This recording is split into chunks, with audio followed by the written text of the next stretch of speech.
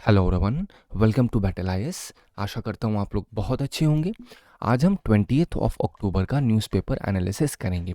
इसमें टोटल मैंने 4 आर्टिकल लिए हैं। स्टार्ट करने से पहले I wish you a very happy Diwali.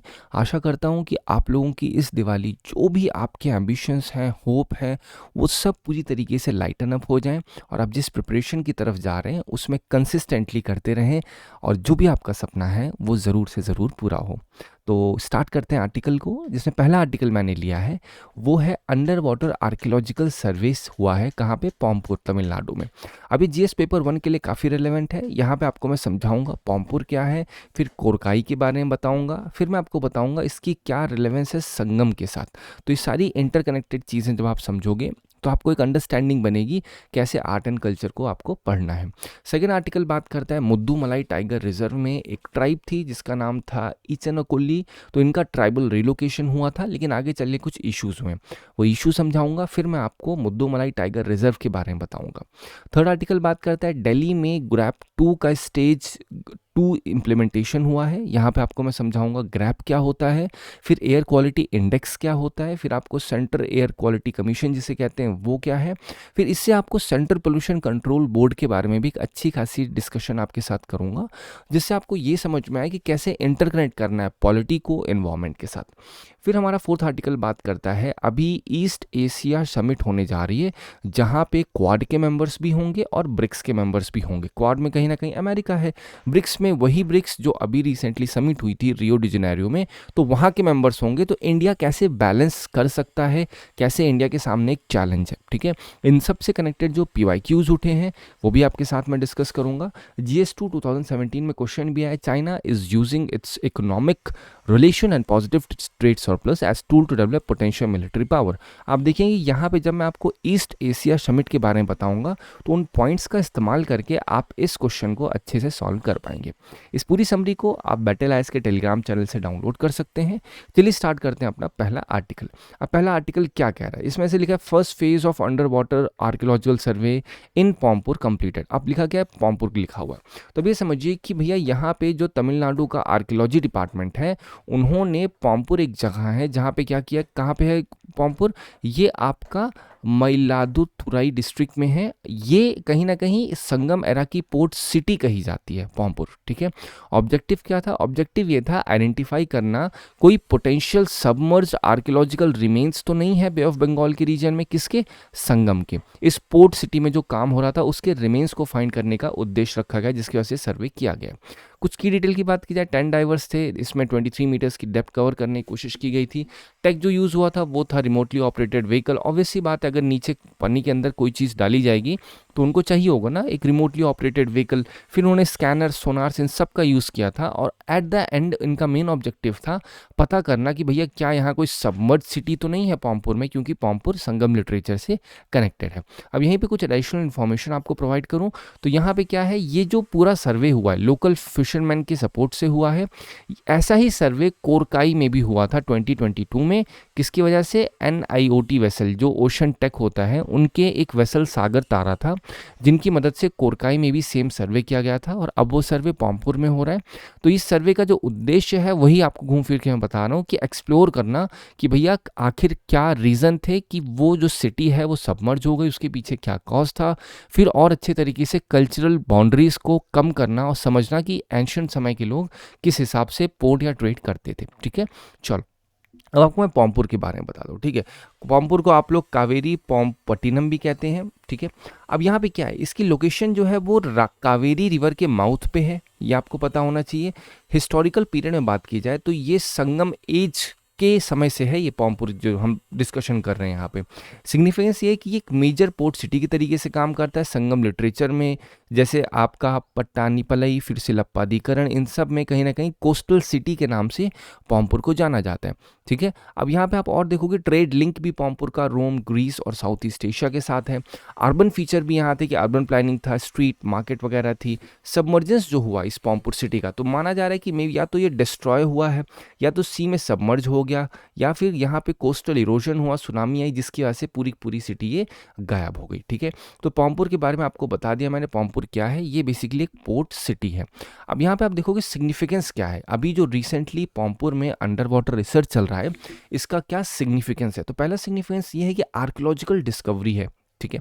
इससे क्या पता लगेगा, सबमर्ज रिमेन जो एंशियंट पोर्ट सिटी के हमें जब पता लगेंगे तो ये कंफर्म करेगा कि जो हिस्टोरिकल और लिटरली डिस्क्रिप्शन है वो कैसे एक साथ मैच कर रहा है। क्योंकि जो भी लिटरेचर है, जो कुछ भी हिस्टोरिकल एविडेंस है वो पास्ट का है, बट अगर प्रेजेंट में हमें कुछ ऐसा एविडेंस मिलेगा तो वो दोनों को वेरीफाई करेगा। हिस्टोरिकल वैलिडेशन वही मतलब है। कल्चरल हेरिटेज प्रिजर्वेशन करने में मदद मिलेगी। इससे क्या होगा, जो हमारे डॉक्यूमेंट्स हैं एक तो पेपर में है, दूसरा क्या है जो एक्चुअली में रिमेन्स है मटेरियलिस्टिक फिजिकल फॉर्म में, उसको भी हम अच्छे तरीके से डॉक्यूमेंट कर पाएंगे। टेक का एडवांसमेंट भी यहाँ देखने को मिलेगा, क्योंकि अगर यहाँ पे इन सब चीज़ों को रिसर्च करने के लिए डिफरेंट R&D करना पड़ेगा, जिससे वो रिमेन्स पूरी तरीके से खराब ना हो, एज इट इज़ अपनी ओरिजिनल स्टेट में हम कोशिश करते हैं कि हमें मिल जाए। एनवायरमेंटल इंसाइट भी मिलेगा कि अगर इतनी बड़ी सिटी सबमर्ज हुई है तो उसका क्या कॉस्ट हो सकता है। तो कॉस्ट पढ़ने के लिए हम जियोमॉर्फोलॉजी को देखेंगे कि आखिर कैसे यहाँ पे क्लाइमेट का चेंज हुआ है जिसकी वजह से एक सिटी गई है। टूरिज्म एजुकेशन तो बढ़ेगा ही बढ़ेगा, क्योंकि हेरिटेज टूरिज्म होगा, एकेडमिक रिसर्च होगी, और ये पूरी की तरीके से आप अगर समझोगे तो एंशियंट पोर्ट नॉलेज को और ज़्यादा एक्सप्लोर करने में मदद मिलेगी। अब जब मैंने बोला एंशियंट पोर्ट तो यहीं पे आपको समझ में आना चाहिए national maritime heritage complex Lothal में जो ओपन किया गया प्राइम मिनिस्टर नरेंद्र मोदी के द्वारा। अब इसकी रेलेवेंस क्या है, इसकी स्ट्रेट अवे रेलेवेंस ये है कि जो मैरीटाइम ट्रेड था पहले वो बहुत ज़्यादा बड़े लेवल पे होता था, लेकिन धीरे धीरे क्या हुआ, जब मॉडिफिकेशन हुआ, अपग्रेडेशन हुआ, या हम कैसे डाउनग्रेडेशन भी हुआ, तो उससे इम्पैक्ट थोड़ा मल्टी डायमेंशनल पड़ा। तो मैंने आपको यहाँ पे अभी करेंटली जो रीसेंट पॉम्पुर की अंडर वाटर रिसर्च है मैंने उसका सिग्निफिकेंस बताया। अगर देखोगे 2012 में पीसी से क्वेश्चन आए हुए थे जिसमें था which of the following Sangam ports were situated on the western coast. ठीक है, मैं आपको दोनों चीज़ बता दी, कोरकाई और पुहार। अगर आप नोटिस करोगे ये कोरकाई है, और आपको मैंने अभी जो बताया वो है पुहार के बारे में, पॉम्पुर के बारे में। सब क्या है, ये सब ईस्टर्न साइड में है। ये कौन सी साइड पे है, ये वेस्टर्न साइड पे है। तो आप नोटिस करोगे यहाँ पे टोंडी और मुशरी, ये दोनों के दोनों जो है, जैसे आप देखो क्या है मुशरी एंड टोंडी, ये कहाँ पे है, वेस्टर्न साइड पे है। तो जो वेस्टर्न साइड का है तो कौन सा हो जाएगा, 3 और 4 इज द राइट वन। ये 2012 में क्वेश्चन है। अगर आप आगे बढ़ोगे तो यहाँ पे 23 में एज इट इज क्वेश्चन थोड़ा सा अपग्रेड करके पूछा गया, with reference to ancient South India Korkai, Poompuhar and Muchiri were well known as. तो आपसे स्ट्रेट अवे बोलोगे भैया these all were port cities. ठीक है, ये क्वेश्चन एज इट इज पूछा गया था। हम लोग बढ़ते हैं नेक्स्ट आर्टिकल पे। नेक्स्ट आर्टिकल क्या बात करता है, पहले इस आर्टिकल का एक ब्रीफ डिस्क्रिप्शन आपको मैं दे देता हूँ, तब मैं बात करूंगा मुद्दुमलाई टाइगर रिजर्व के बारे में। ये आर्टिकल क्या रहा है, इचनोकोली जो ट्राइब थी उनका रिलोकेशन हुआ था। अब हुआ क्या यहाँ पे आपका पनिया ट्राइबल सेटलमेंट था। अब उससे मुद्दुमलाई टाइगर रिजर्व जब अच्छे तरीके से फॉर्म किया गया तो उसमें इन ट्राइब्स को रीलोकेट करने के लिए कहा गया, जो यहाँ पे ट्राइब्स रह रही थी। तो उन ट्राइब्स से रीलोकेशन की बात कही सरकार ने, तो कहा कि आपको एक एक्स अमाउंट हम लोग देते हैं, उस एक्स अमाउंट का लेकर के आप लोग जाइए और कहीं और जहाँ पे घर ले लीजिए। तो इनको जो ट्राइब वाले थे इनको पैसा मिला था, इस पैसे का कहीं ना कहीं क्या इस्तेमाल हुआ, यहाँ पे कुछ रियल इस्टेट ब्रोकर्स थे और जो फॉरेस्ट डिपार्टमेंट के ऑफिशियल्स थे उन लोगों ने इनको मिसलीड किया, और उन्होंने एक दूसरी जहाँ पे एक ज़मीन कही, ये ज़मीन आप पूरी की पूरी ले लो। अप्रॉक्सीमेटली 32 लाख रुपए पे किए गए थे। कहा कि आप 3 एकड़ की लैंड, ये जो ट्राइबल रीलोकेट किए गए थे इनके पास पैसा तो था ही, तो ये बात वहाँ के जो रियल इस्टेट वाले थे उनको ही पता था कि इनको बेवकूफ़ बनाया जा सकता है। तो उन लोगों ने वही सेम चीज़ फ़ायदा उठाया, 32 लाख रुपए की एक 3 एकड़ लैंड किसी दूसरी लोकेशन पर दिला दी। लेकिन बाद में पता चला कि ये लैंड रेवेन्यू डिपार्टमेंट के कोई भी पेपर वर्क इस ज़मीन का नहीं मिला था इन लोगों को, तो इससे कहीं ना कहीं प्रॉब्लम बढ़ी है। ठीक है, अब ये चीज़ क्या शो करती है, पहला सोशल कॉस्ट शो करती है exploitation of Adivasi, exploitation of tribals. ये तो सबसे बड़ा पॉइंट है, क्योंकि इनके पास एजुकेशन नहीं होती, इनको नहीं पता होता कि एडमिनिस्ट्रेशन ऑफिशियल कैसे काम करते हैं। इनको बस ये पता था कि भैया अगर सरकार ने हमसे कहा है कि आप ये जगह छोड़ दो क्योंकि मुद्दुमलाई टाइगर रिजर्व में आ रही है, तो आप दूसरी जगह जाके ले लो। लेकिन सरकार ने इनके साथ असिस्ट करने के लिए किसी को नहीं दिया, बस पैसा डाल दिया। जब अकाउंट में पैसा होता है तो उसका खर्च करने के तरीके 10 लोग 10 अलग तरीके से बताते हैं जिनको पता होता है, इन लोगों को नहीं पता। इनकी लाइफ पूरी नेचर बेस्ड लाइफ होती है, तो इसको आपको अच्छे तरीके से आइडिया लग गया कैसे ये पूरा का पूरा काम हुआ। अब इस इशू को आप यूज़ करके मेंस आंसर राइटिंग में कर सकते हैं। ठीक है। हम लोग बात करते हैं 19 अक्टूबर का, एक मैंने आपको समरी बताई थी जहाँ पे गुडालूर का वॉयलेट रिवाइवल था। आप नोटिस करोगे ये गुडालूर डिस्ट्रिक्ट ही है तमिलनाडु की। यहाँ पे क्या आया था, कुरिंजी फ्लावर के बारे में आपको इन डिटेल बनाया था। आप जा करके PDF डाउनलोड करेंगे तो वहाँ पे आपको दिख जाएगा कुरिंजी के बारे में मैंने पूरी इन डिटेल इन्फॉर्मेशन दी थी। कुरिंजी क्या होता है, कुरिंजी की ब्लूम से कैसे ये लोकल ग्रासलैंड की हेल्थ को शो करता है और किस तरीके से वहाँ की बायोडाइवर्सिटी को थ्राइव करने में मदद करता है, तो ये पूरी इन्फॉर्मेशन मैंने बता दी थी। ठीक है। अब देखिए, मुद्दुमलाई टाइगर रिजर्व के बारे में अगर आपको थोड़ा बहुत बताऊं तो ये नीलगिरी डिस्ट्रिक्ट में तमिलनाडु के सिचुएटेड है। ये ट्राइन जंक्शन में आता है। आप नोटिस करो ये मुद्दुमलाई है, ट्राइन जंक्शन मतलब तमिलनाडु, केरला, कर्नाटका। अगर आप नोटिस करो यहाँ पे नीलगिरी बायोस्फीयर रिजर्व का हिस्सा है ये। कौन सा, मुद्दुमलाई टाइगर रिजर्व। आप अगर ध्यान दोगे तो यहाँ पे मोयार रिवर जो है वो ट्रिब्यूटरी जो कि भवानी रिवर की है, यहाँ से फ्लो करती है रिजर्व से। तो आपको एज इट इज़ पता होना चाहिए कि मुद्दुमलाई टाइगर रिजर्व किस ट्रिब्यूटरी पे या कौन सी रिवर यहाँ पे ड्रेन हो रही है, ये आपको बहुत अच्छे से पता होना चाहिए। क्योंकि क्वेश्चन एज इट इज़ 23 में पूछा गया था, कुलेरू लेक क्यों पूछा गया, कुलेरू लेक में कौन कौन सी रिवर आके ड्रेन करती हैं। तो अगर आपको ये इन्फॉर्मेशन होगी तो आप अच्छे तरीके से समझ पाओगे कि हाँ, मुद्दुमलाई में मोयार और भवानी रिवर है। अब जैसे मुद्दुमलाई आएगा आपके दिमाग में क्या आएगा, ये जो मैंने आर्टिकल समझाया, इचनोकोली ट्राइबल रिलोकेशन क्या हुआ था यहाँ पे, ये सारी चीज़ें आप सोशल इश्यूज में हाईलाइट कर सकते हो एग्जाम्पल के तरीके से। हाँ, जैसे आदिवासी का एक्सप्लॉइटेशन हो रहा है, कैसे हुआ, एग्जाम्पल दे दो, इचनोकोली आपका मुद्दुमलाई टाइगर रिजर्व। इससे एग्जामिनर को लगेगा कि आपके पास एक अच्छी खासी अंडरस्टैंडिंग डेवलप हो रही है। 2017 क्वेश्चन देखिए, recently there was proposal to translocate some of the lands from that natural habitat in Gujarat to which one of the following sites were. अब यहाँ पे आपको देखिए, मैंने हमेशा कहा है कि जो रॉन्ग ऑप्शंस होते हैं उसको छोड़िए नहीं, उस रॉन्ग ऑप्शंस के ऊपर पढ़ाई जरूर क्या करिए। यहाँ पे मुद्दुमलाई वाइल्ड लाइफ सेंचुरी के ऊपर बात हो रही है, लेकिन आंसर इसका है तो कूनोपालपुर, बट मुद्दुमलाई का नाम है इस वजह से मैंने मुद्दुमलाई को लिया। और आपकी जिम्मेदारी बनती है कि आप कॉर्बेट के बारे में पढ़ो, कूनोपालपुर के बारे में और भी क्वेश्चन पूछे गए हैं। यहाँ पे और कौन कौन सी स्पीशीज हैं, सरिस्का टाइगर रिजर्व भी है, नेशनल पार्क भी है, तो आप इसको भी एक बार ऐसे शॉर्ट पॉइंट में 1 से 2 लाइन में शॉर्ट कीज में शॉर्ट हैंड में आपको लिखना होगा। ये नहीं कि आप पूरा एक पन्ना सरिस्का टाइगर रिजर्व के ऊपर बनाओ, उसमें पूरी लिस्ट बना के रख दो।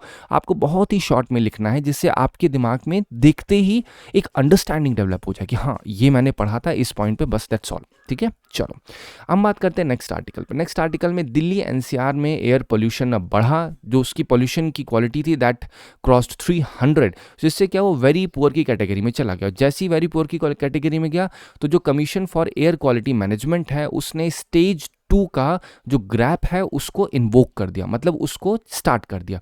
अभी आपको मैं ग्रैप 2 के बारे में बताऊंगा, बट रीजंस बताता हूँ कैसे अचानक से सारी चीज़ें हुई। अब जो पोल्यूशन लेवल है कहीं ना कहीं वो बढ़ा, एयर क्वालिटी इंडेक्स जो थी वो कल से ही कहीं ना कहीं बढ़ना स्टार्ट हो गई। IMBD ने पहले ही इस चीज़ को फोकास्ट कर दिया था। अब ये सिचुएशन आफ्टर दिवाली और ज़्यादा सीवियर हो जाएगी, क्योंकि यहाँ देखने को मिलेगा अब फायर क्रैकरिंग होगी। अभी उस थोड़ी दिन पहले आपको मैंने एक आर्टिकल समझाया था जहाँ पे ग्रीन फायर क्रैकर्स के बारे में बताया था, जिसमें बताया था कि भाई यहाँ पे किस इंस्टीट्यूट ने इसको बना रखा है, कौन सी मिनिस्ट्रीज इसको हैंडल कर रही है। अभी फुल स्केल या ब्लैंकेट प्रूफ बैन नहीं लगाया सुप्रीम कोर्ट ने। उन्होंने कहा कि भाई ग्रीन फायर क्रैकर्स को यूज़ किया जा सकता है, बट स्टिल अभी भी मैनेजमेंट करना, उन सारे ब्यूरोक्रेटिक लूपहोल्स को फुलफिल करना उतना ज़्यादा आसान नहीं होता है। तो इट इज़ डेफिनेट कि ये जो 300 की एयर क्वालिटी है ये अभी और सीवियर होगी after Diwali, this is definite. ठीक है, क्योंकि वहाँ पे बहुत सारे इफेक्ट होते हैं, इतने सारी बिल्डिंग्स हैं, उससे क्या होता है अर्बन हीट आइलैंड इफेक्ट होगा। अगर जो गर्म एयर है वो बाहर जाने के लिए उसे जगह ही नहीं मिलेगी तो वहीं पे एब्जॉर्ब हो जाएगी, और वहाँ पोल्यूशन भी और ज़्यादा होगा, मॉइस्चर के साथ इन्वॉल्व होगी, वो पूरा स्मॉग में कन्वर्ट हो जाएगा। बट पॉइंट समझते हैं इस आर्टिकल का। मैं आपको बताता हूँ पहले क्या क्या ग्रैप में मेजर्स लिए गए। ठीक है, ग्रैप बताने से पहले इसमें डस्ट कंट्रोल की बात की गई। डेली यहाँ पे आपका वाटर स्प्रिंकलिंग मेन रोड पे होगी और एक वैक्यूम स्वीपिंग की जाएगी। इंस्पेक्शन और टाइट कर दिया जाएगा कंस्ट्रक्शन और डिमोलिशन साइट्स का। ट्रांसपोर्ट मेजर्स देखे जाए तो जो पब्लिक ट्रांसपोर्ट की फ्रीक्वेंसी होती है उसको बढ़ा दिया जाएगा, और जो कॉम्प्रेस नेचुरल गैस के व्हीकल्स होते हैं, इलेक्ट्रिक बसेस होती हैं, उनको और ज़्यादा बोलते हैं ना, और अपग्रेड किया जाएगा। इसका मेन पर्पस क्या है कि लोग अपने पर्सनल व्हीकल्स को कम यूज़ करें, क्योंकि जब पर्सनल व्हीकल्स का यूज़ होगा तो कहीं ना कहीं इम्पैक्ट ये पड़ेगा कि वो पोल्यूशन को और ज़्यादा एमिट करेंगी, और जब पोल्यूशन बढ़ेगा तो सिचुएशन और ज़्यादा सीवियर हो जाएगी। रेसिडेंशियल मेजर की बात की जाए तो वहाँ पे जो रेसिडेंशियल वेलफेयर एसोसिएशन होते हैं उनसे कहा गया है कि आप लोग इलेक्ट्रिक हीटर्स जो है वर्कर को दो, जिससे वो लोग बर्निंग ना करें बायोमास की। क्योंकि जनरली क्या होता है, जो आपकी इंफ्रास्ट्रक्चर बिल्डिंग साइट्स होती है वहाँ पे जो लेबर काम करते हैं वो अपना खाना बनाने के लिए जनरली लकड़ियों का या फिर बायोमास का इस्तेमाल करते हैं। अब ये जो बायोमास है इससे क्या होगा, इससे बहुत ज़्यादा एमिशन होता है, क्योंकि हाफ बर्निंग होती है, प्रॉपर तरीके से बर्निंग नहीं हो पाती है, इस वजह से ये ज़रूरी हो जाता है। ठीक है, अब मैं आपको बताता हूँ ग्रैप के बारे में।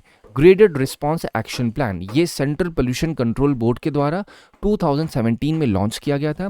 इसका पर्पस बताऊं तो ये स्टेप वाइज प्लान होता है, कहाँ पे जो दिल्ली एनसीआर में कभी एयर पोल्यूशन हो रहा है उसकी एयर क्वालिटी इंडेक्स की जितनी सीवियरिटी होती है उसके अकॉर्डिंग ये किया जाता है। इसमें 4 स्टेटस डाली गई, जैसे 1 2 3 4 स्टेजेस देख रहे हो। फर्स्ट स्टेज कब ऑन होगी, जब 201 से 300 तक हो। इसमें क्या होगा, डस्ट को कंट्रोल किया जाएगा, वेस्ट बर्निंग को कहीं ना कहीं बैन किया जाएगा। सेकेंड स्टेज वेरी पुअर, तो अभी आप जो देख रहे हो सेकेंड स्टेज लॉन्च हुई है।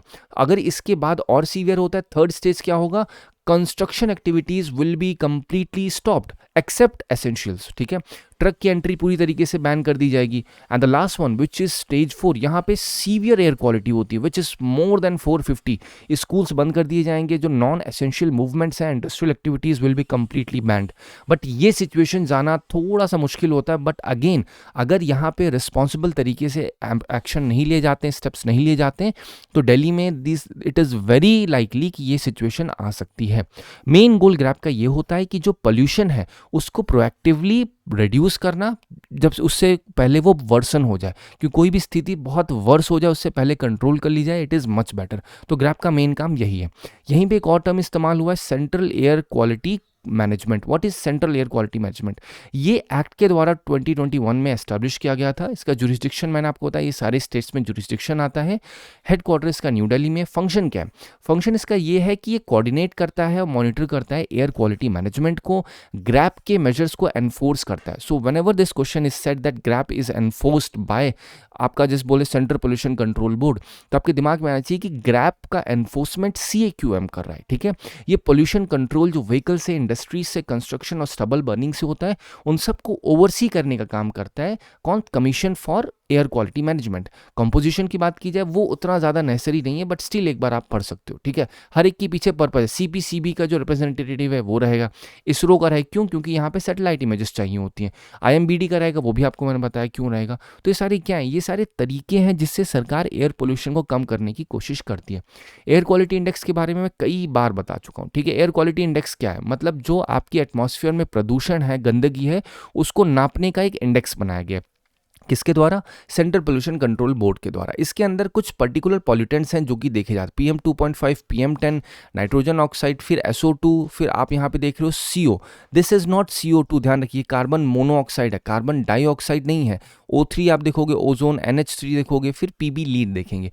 तो ये सारे केवल इन्हीं सारे पॉल्यूटेंट्स का मेजरमेंट करती है एयर क्वालिटी इंडेक्स में, जो कि सेंट्रल पोल्यूशन कंट्रोल बोर्ड के द्वारा रिलीज किया जाता है। अब क्वेश्चन मैं पहले ही बता चुका हूँ, 2016 में आया हुआ है। क्या कार्बन डाइऑक्साइड हिस्सा है? नहीं। क्या मीथेन है? नहीं। तो यहाँ पे मोनोऑक्साइड, नाइट्रोजन डाइऑक्साइड और सल्फर डाइऑक्साइड, तो 2 3 4 इज द राइट वन। ठीक है, चलो हम लोग बात करते हैं नेक्स्ट आर्टिकल पर। नेक्स्ट आर्टिकल क्या बात करता है? अपकमिंग एशियान समिट जो होने जा रही है कुआलालंपुर में, ठीक है, उसी में क्या होगा, जो ईस्ट एशिया समिट है वो भी शेड्यूल है।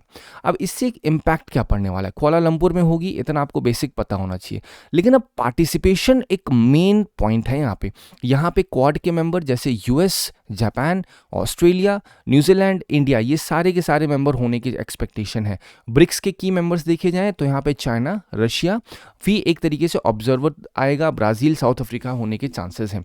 अब ब्रिक्स के मेंबर भी हैं, क्वाड के मेंबर भी हैं। तो अब सिचुएशन सोच के देखो, अभी थोड़े दिन आपने पहले सुना था कि जो ब्रिक्स पे डोनाल्ड ट्रंप ने ये बात बोली थी कि अगर डॉलराइजेशन होता है तो मैं इसके ऊपर 500% तक टैरिफ लगा दूंगा। आप इमेजिन कर रहे हो सिचुएशन। तो अभी ये आमने सामने आने जा रहे हैं, तो इंडिया की पोजीशन बहुत ज़्यादा जरूरी हो जाती है। इंडिया कैसे बैलेंस करेगा, क्योंकि इंडिया कॉमन मेंबर है, इंडिया क्वाड का भी हिस्सा है और इंडिया ब्रिक्स का भी हिस्सा है। और कोई कंट्री तो नहीं है जो ब्रिक्स का हिस्सा है और आपका क्वाड का भी हिस्सा है।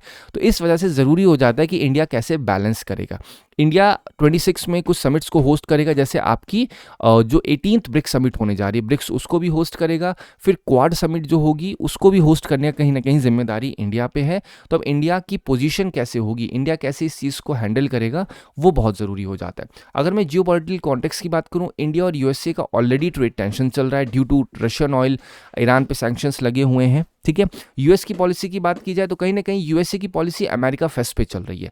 ही इज सेइंग कि I am not getting worried about any sort of pressure which is getting put over me by any other countries. तो उनका कहना है भाई मुझे नहीं फर्क पड़ता, मुझे चाहे इमरजेंसी की पावर लगानी पड़ेगी, I will use it and I will make America first. इसी वजह से इलोन मस्क के साथ भी डिवीजन हो गया, जस्ट जैसे ही उन्होंने बिग ब्यूटीफुल बिल लेके आए जिसमें कहा कि फॉसिल फ्यूल का एमिशन होगा और जो भी इलेक्ट्रिक व्हीकल होते हैं उन पे सब्सिडीज मैं बंद कर दूंगा। तो इलॉन मस्क ने उस पर क्या कहा, इलॉन मस्क ने उससे कहा बहुत ही बड़ी ट्रेजेडी है। तो दोनों लोग अलग हो गए। तो ट्रंप का जो एक डिसीजन चल रहा है दैट इज़ वेरी सीवियर तरफ, बहुत ही आप ऐसे कह सकते हो कि he is taking very bold भी नहीं कहेंगे बट थोड़ा सा फुलिश तरीके से चल रहा है इनका डिसीजन। तो अब ब्रिक्स की मेंबरशिप है, उसमें इंडिया की चेयरमैनशिप होगी, तो इंडिया का रोल भी पता लगेगा ग्लोबल साउथ में और एमर्जिंग इकोनॉमीज में, क्योंकि ब्रिक्स की मेंबरशिप तो ऑलरेडी है ही इंडिया के पास। बट अब जब इंडिया के पास ये पूरी की पूरी समिट की चेयरमैनशिप आएगी तो वो भी डिसीजन देखना होगा किस तरीके से इंडिया बैलेंस करेगा, क्योंकि एआई समिट भी होने वाली है इंडिया में और ब्रिक्स भी होने वाली है। अब एशियान समिट जो है उसका एजेंडा इंडिया के लिए क्या है? पहला एजेंडा है आपका इसे आईटीगा कहते हैं, Asian India trade in goods agreement. फिर यहाँ पे और जो दूसरा एजेंडा है वो है bilateral and multilateral discussions on Quad and BRICS strategies. ये भी एक बहुत बड़ा डिस्कशन है जो कि इंडिया के और जो दोनों के मेंबर्स हैं उनके बीच में होने के चांसेस हैं। ये it is like an opportunity for PM Modi. वो जितने डिफरेंट लीडर्स हैं जिनके आपस में कॉन्फ्लिक्ट कर रहे हैं, दोनों ब्लॉक्स के लीडर, ठीक है, उनके साथ वो साइमल्टेनियसली मिलें और global economic and geopolitical tensions को खत्म करने या फिर जो एस्केलेट होने से रोकने का काम कर सकते हैं। अगर मैं सिग्निफिकेंस की बात करूं, ये इंडिया की डिप्लोमेटिक बैलेंसिंग को देखेगा, ये देखेगा कि इंडिया किस तरीके से स्ट्रैटेजिक ऑटोनॉमी को मैनेज करेगा, क्योंकि मेजर पावर्स का क्या है, जो अगर यूएसए की बात की जाए तो उनका कहना है कि आप रशिया से ऑयल मत लो, अगर ऑयल लोगे तो उससे क्या होगा, उससे हम और ज़्यादा टैरिफ्स लगा देंगे। वहीं पे अगर देखा जाए जो रशिया का से है, Russia is very much friendly with us. तो ये चीज़ें कहीं ना कहीं इंडिया को शो करती है हम कौन सी फॉरेन पॉलिसी अपनाएंगे।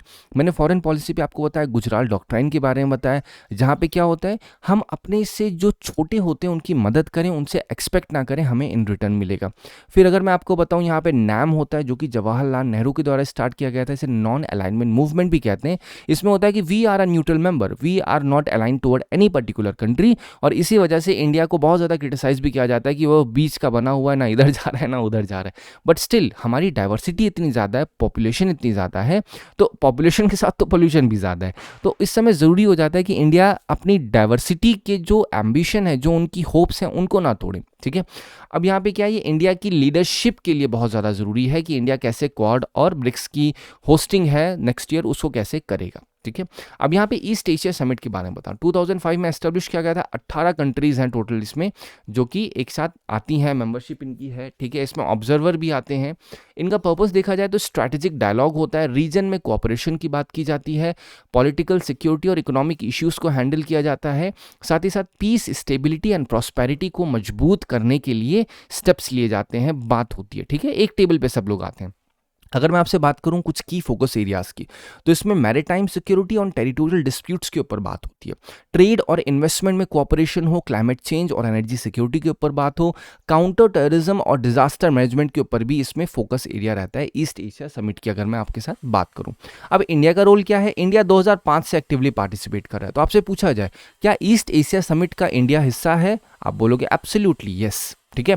क्या एशियान का हिस्सा है, अभी आपको खुद पता चल जाएगा। ये प्रमोट करता है एशियान और इंडिया की स्ट्रैटेजिक इकोनॉमिक टाइज जैसे आईटीगा। ये मैंने आपको ईस्ट एशिया समिट के बारे में बता दिया। अब यूपीएससी 2015 में क्वेश्चन देखिए, India is a member of which among the following, Asia Pacific, association of south Asian nation, फिर आपका ईस्ट एशिया समिट। तो आपको मैंने अभी बताया ईस्ट एशिया समिट का हिस्सा है, बाकी ना 1 का है ना 2 का है। तो आपसे अगर पूछा जाए association of south Asian nation का क्या इंडिया है पार्ट, नहीं, वो बस एज एन ऑब्जर्वर जाते हैं वहाँ पे, लेकिन ईस्ट एशिया समिट की मेंबरशिप इंडिया के पास है। आई होप आपको इस आर्टिकल से मदद मिली होगी। Thank you so much for watching this video.